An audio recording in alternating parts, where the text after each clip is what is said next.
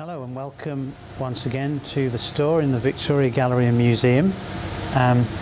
Today we're going to have a look at a work from our print collection by the British artist David Hockney, who was born in Bradford in 1937. And this work's called Artist and Model. We can see it's edition 16 of a set of 100, and it's signed 1974, though I think the plate was actually cut in 1973.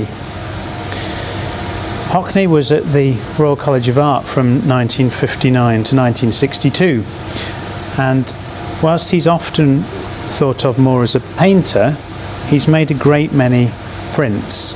And perhaps one of the things that attracted him to printmaking when he was first at the RCA was that the materials for printmaking were supplied to students free of charge.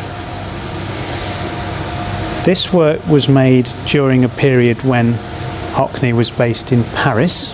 He is often more associated with living either in Yorkshire or in California. This is an etching, and it shows the artist, which in this case is Picasso, opposite the model, David Hockney, who is also the artist. So even within the title there's quite a clever play on words.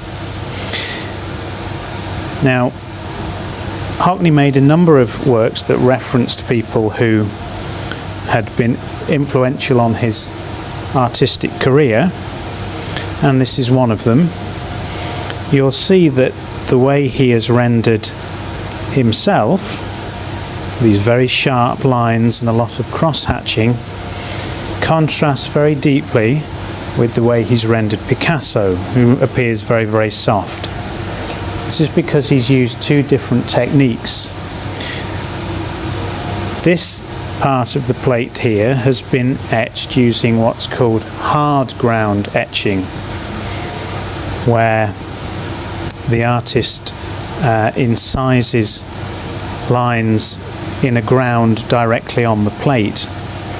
This is soft ground etching, a technique that Picasso himself was very interested in, which is probably why Hockney chose it.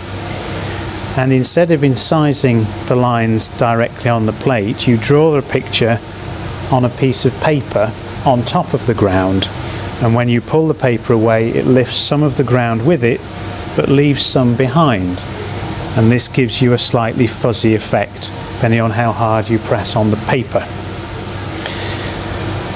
Final thing to mention, which is perhaps quite amusing, is that the palm tree here, which is rather strange and jutting out at a very odd angle, has sometimes been referred to as being a phallic reference, but that's something that Hockney himself has denied.